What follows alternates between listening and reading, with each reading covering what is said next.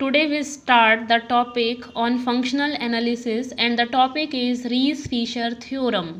Statement देखते हैं. Let X be a separable finite dimensional complex Hilbert space. Then X is isometrically isomorphic to L2 space.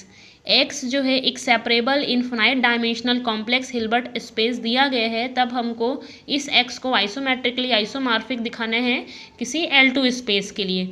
अब हम कल के theorem में देखे थे कि हिल्बर्ट स्पेस क्या होता है.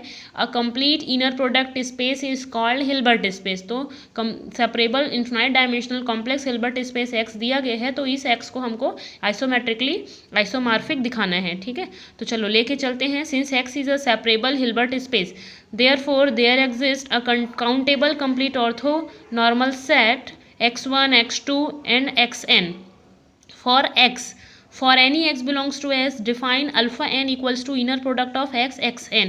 सबसे पहले x जो है एक सेपरेबल हिल्बर्ट स्पेस दिया गया है, तो इसके रेस्पेक्ट में एक काउंटेबल कंप्लीट ऑर्थोनॉर्मल सेट इस प्रकार से ले लिए हैं, और किसी x बिलोंग्स टू x के लिए एक अल्फा n एक स्केलर को इस प्रकार से इनर प्रोडक्ट में डिफाइन कर रहे हैं. Since the orthonormal set is complete, अब हम जानते हैं कि जो ऑर्थोनॉर्मल सेट होता है वो कंप्लीट होता है. Therefore by Parseval's inequality, Parseval inequality को अप्लाई करेंगे. तो पर्सोल्वेल इनइक्वालिटी क्या कहते हैं? Norm of x square equals to summation n equals to 1 to infinite mod of inner product of x x n का होल स्क्वायर. ये है पर्सोल्वेल inequality. अब देखो ये इसकी वैल्यू यहाँ पे हम ले रहे हैं अल्फा एन, तो ये क्या हो जाएगा? Equals to summation mod of alpha n का स्क्वायर, और ये क्या हो जाएगा? Less than infinite. ये मिला हमको कहाँ से? पर्सोल्वेल इनइक्वालिटी से. अब हमको क्या दिखाना है? एक्स को आइसोमेट्रिकली आइसोमॉर्फिक दिखाना है L2 स्पेस पे.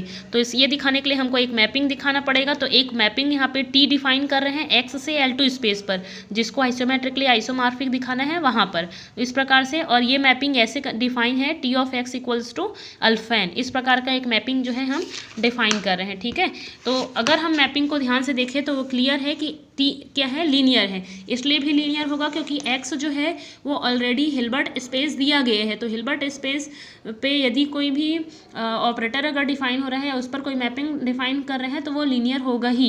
अब हमको आइसोमेट्रिकली आइसोमॉर्फिक दिखाना है, तो आइसोमेट्रिकली आइसोमॉर्फिक दिखाने के लिए क्या दिखाना पड़ेगा?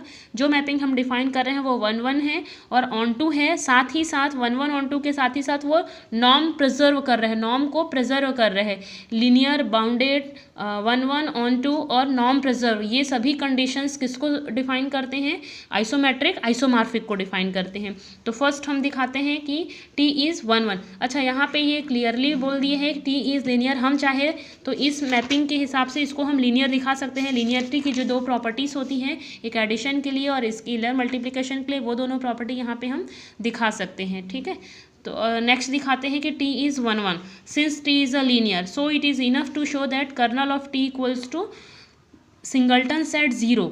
T जो है लीनियर है, तो केवल हमको ये दिखाना पड़ेगा कि कर्नल ऑफ T में केवल और केवल एक ही एलिमेंट बिलोंग करता है, जो कि है singleton set 0. Suppose x belongs to kernel of T. Kernel of T में एक एलिमेंट ले लिए, तो ये बाय द डेफिनेशन ये ऐसा होगा T of x equals to 0. T of x equals to कितना डिफाइन किए हम अभी मैपिंग में? Alpha n. तो अल्फा एन इक्वल्स टू 0 हो गया, मतलब ये sequence alpha n equals to 0 होगा. तो alpha n equals to 0, alpha n की वैल्यू था inner product of x x n equals to 0, और एक्स एन जो कि कंप्लीट है, तो इसलिए एक्स इक्वल्स टू भी 0 आ जाएगा. तो हैंस T इज़ 1 1. तो T 1 1 मिल गया. अब नेक्स्ट दिखाते हैं T को ऑन टू. तो सबसे पहले एक एलिमेंट कंसीडर कर लेते हैं sequence of b n L2 space से, और देयरफॉर ये क्या हो जाएगा? मॉड ऑफ बी एन का स्क्वायर इक्वल्स टू अल्फा, क्योंकि यहाँ पे अल्फा एन भी इसी प्रकार का ही रिस्ट्रिक्शन रख रहे हैं. तो जैसे स्केलर अल्फा को लिए हैं, वैसे ही हम बीटा को ले रहे हैं, तो ये सेम फॉलो करेगा. This implies that summation of beta n x n converges to some x belongs to x. इसका मतलब beta n x n converge कर रहे हैं किसी एक्स बिलोंग्स टू एक्स के लिए, and therefore beta n equals to क्या मिलेगा? सेम मिलेगा जैसे अल्फा एन के लिए ले रहे हैं. Hence T x equals to beta n. Consequently T is onto. यहाँ पे केवल ऑन टू का ही डेफिनेशन अप्लाई हुआ है.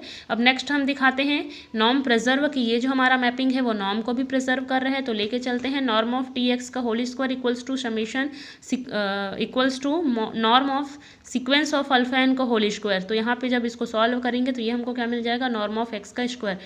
तो इसका मतलब ये जो है, ये जो मैपिंग है वो नॉर्म को प्रिजर्व कर रहे हैं, विच सोज दैट टी इज आइसोमेट्रिक। जैसे ही हम 1 1 ऑन टू नॉर्म प्रिजर्व दिखाएंगे तो हमको क्या मिल जाएगा, टी जो है आइसोमेट्रिक है। और हमको यही दिखाना था, तो इसलिए हम कह सकते हैं कि x is a isometrically isomorphic to L2 space. This completes the proof of the theorem.